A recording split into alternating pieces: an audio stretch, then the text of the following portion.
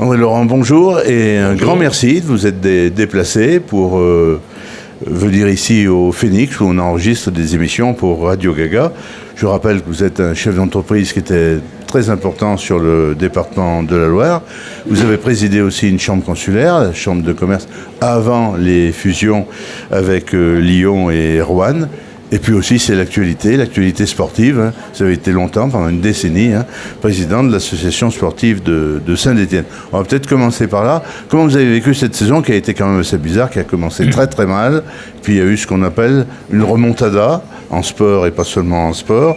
Et puis une conclusion heureuse et pas imprévue, mais qui a été d'un suspense jusqu'à la dernière seconde. Vous avez employé les bons mots, je l'ai vécu tout comme je crois le public et la totalité des gens qui aiment la SS. Au début de la saison, je l'ai suivi avec tristesse parce que les résultats ne fonctionnaient pas. C'était effrayant, oui. Et nous avions, et j'avais le sentiment que cette équipe n'avait pas les moyens de monter en première division. Ah, oui, oui. Et puis il s'est passé quelque chose d'assez glorieux, on peut le dire, un nouvel entraîneur de la Bio, qui a été licencié depuis d'ailleurs, mais enfin c'est une autre histoire. Une nouvelle énergie qui se met en place. Des résultats qui commencent à apparaître, et puis ce match fantastique devant Metz, à Metz, à la maison d'abord, à Metz ensuite, où avec un vrai suspense. C'était un match douloureux, ce ne fut pas un grand match, mais tout le monde a salué la performance, nous sommes remontés en première division. Ça, je m'en rappelle particulièrement, c'est un mot, cette phrase que je viens de prononcer est pour moi importante parce que j'étais en deuxième division lorsque j'ai pris la SS. Vous savez, il y a eu la chute de la SS, j'ai passé 2 ans en deuxième division et je me rappelle notre retour en première division. Ce fut une joie, mais personnelle, immense, partagée par tout le monde. Mais je ne pensais qu'à ça, monsieur. Et là aussi, on a perçu dans les images qu'on a vues dans les rues de Saint-Étienne, la gentillesse, dans un contexte qui n'est pas très drôle en plus actuellement. D'accord. Que ce soit sur le plan social ou politique, ça a été une véritable fête. Ce fut une véritable fête qui était remplie de joie, d'allégresse, d'un esprit dynamique, c'était bien. Alors, il n'est pas question du tout de critiquer les anciens dirigeants, mais là, on franchit aussi une nouvelle étape sur le plan économique avec un rachat, avec, semble-t-il, un directeur général très compétent qui a quand même fait ses preuves dans 2 grands clubs européens. Vous voyez plutôt les choses d'une façon optimiste aussi pour la structuration. À la fois optimiste et réaliste.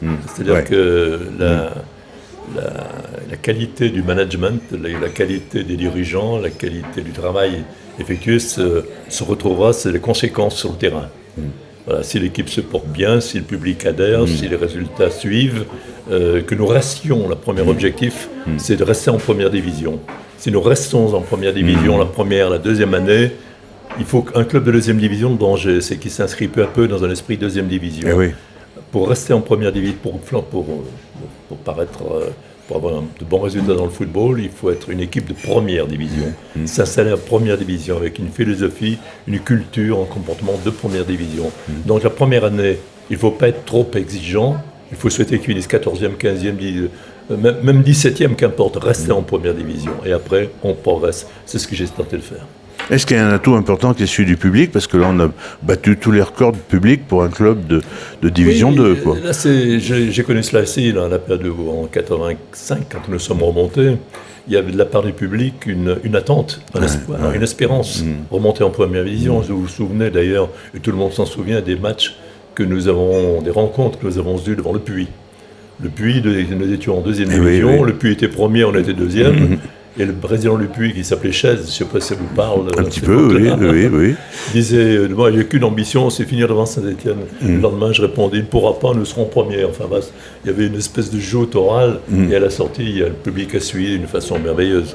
Et à propos de joute, je pourrais citer des propos plutôt sympathiques de Jean-Michel Aulas. On présente toujours le voisin lyonnais comme un truand. Là, il a été plutôt sympathique pour commenter le retour en Ligue 1 de son voisin. Oui, c'est bien de sa part. C'est vrai. Moi, je le connais bien, nous avons travaillé ensemble pendant 10 ans. Il fut mon vice-président quand j'étais président des présidents du CPF. Alors on va parler d'un autre sujet, votre casquette de président d'une chambre consulaire, donc dans un milieu patronal. Est-ce que c'est bien d'avoir fusionné les chambres la CCI, la Chambre de commerce et d'industrie de Saint-Étienne, avec celle du voisin ligérien de Roanne et avec le grand voisin lyonnais? Alors si j'étais encore un public sans être critique, mais vraiment en constatant avec les uns et les intérêts des uns et des autres, je répondrais oui, mais là je réponds carrément non. D'accord. Je réponds non, parce qu'une chambre de commerce doit s'affecter, doit se développer, doit réfléchir, doit réunir toutes les forces et toutes les ressources pour son terrain, pour son. Il y a moins de proximité, il faut se les chambre des chambre de commerce. Les chambres de commerce sont pas nées par hasard. Je l'ai écrit dans mon livre, vous avez eu la gentillesse de me dire que vous l'aviez lu.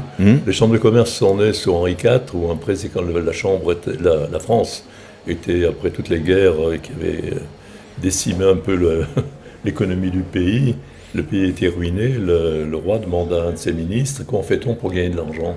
Et cet homme qui s'appelait de la Fémas lui répondit, nous sommes au XVIe siècle, lui répondit « Sire, je connais des gens, des hommes d'affaires, quelles que soient les circonstances, quelles que soient les guerres, quels que soient les événements, continuent à faire des affaires, gagner de l'argent, développer, créer de l'emploi. » C'est à partir de là qu'ils ont réuni à Marseille, à Nantes ensuite, des hommes d'affaires qui étaient surtout des gens qui faisaient du commerce maritime, naturellement.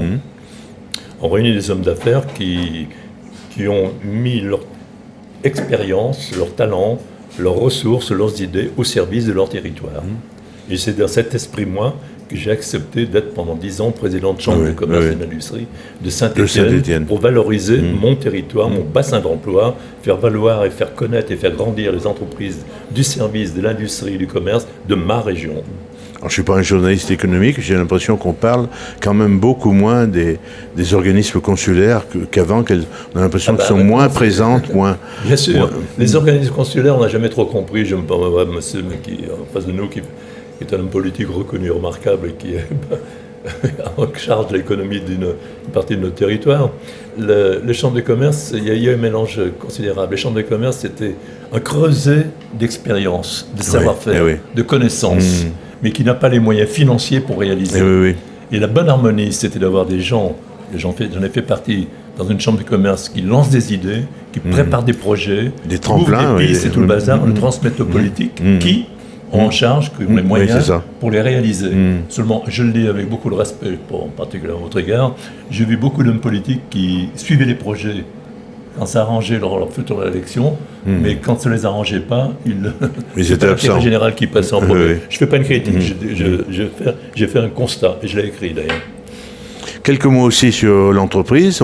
Est-ce qu'on peut dire que j'ai fait la connaissance de votre fils à l'occasion d'une manifestation économique que j'avais animée? Vous avez réussi votre succession. Ce n'est pas toujours le cas et ce n'est pas toujours facile. Si vous voulez, je suis venu dans cette réunion, vous m'avez convié aujourd'hui pour parler en face de vous, là, et enregistrer cet entretien, avec une idée dans la tête, c'est le mot transmettre. La transmission. Sur Terre, pourquoi les hommes? Pour transmettre la vie, transmettre l'éducation, transmettre l'espoir, l'espérance, transmettre les valeurs surtout. Et j'ai écrit ce livre, c'est pas... On va en parler de votre livre. J'ai écrit cela pour transmettre. Et moi, j'avais une entreprise à transmettre. Je vous dis une chose, tiens, mais c'est écrit dans mon livre également. J'ai eu un jour une proposition d'une entreprise américaine, une grosse entreprise américaine, qui était intéressée par mon entreprise, qui voulait l'acheter.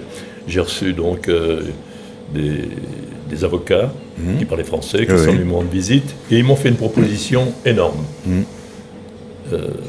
J'ai marqué ma stupéfaction, je ne m'attendais pas à un tel prix. Puis il me regarde, il me dit, c'est pas assez. Alors je ne bouge pas, je lui dis, j'hésite un peu, je ne sais trop. Il prend le contrat, il me dit, mettez la somme que vous voudrez. Ils la veulent. Ils voulaient acheter mon entreprise pour sa réputation, sa notoriété, son image en Europe, pour diffuser leurs produits. Mon entreprise, mes produits, ils sont balancés. Ce qu'ils voulaient, c'était l'entreprise pour la notoriété.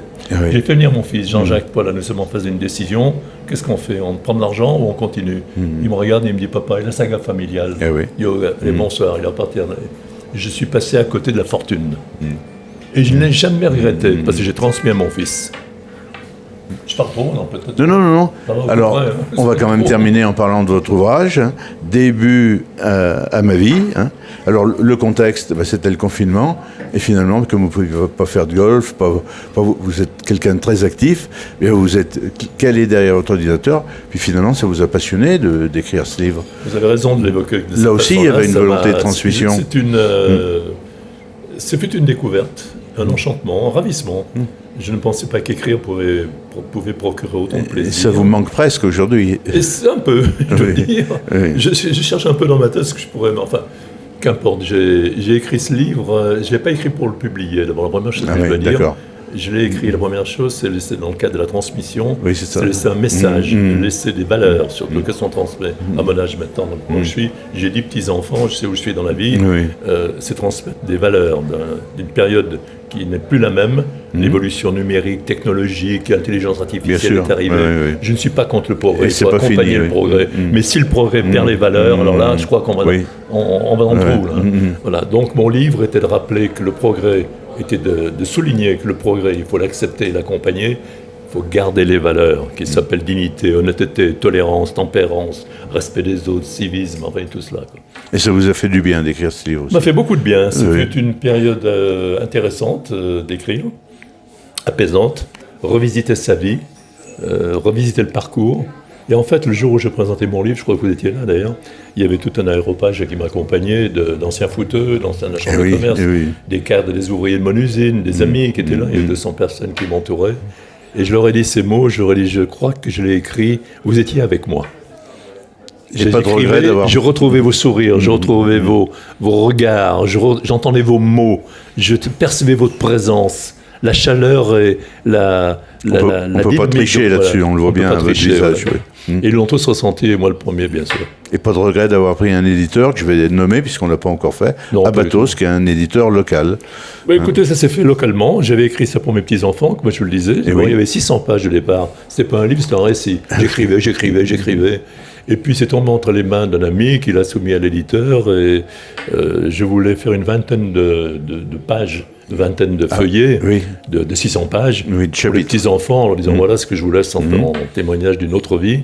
Et puis il a trouvé beaucoup de fraîcheur, il a trouvé beaucoup d'authenticité dans les propos. Et que ça pouvait aller au-delà du cercle familial. Il m'a proposé d'éditer, donc j'ai accepté.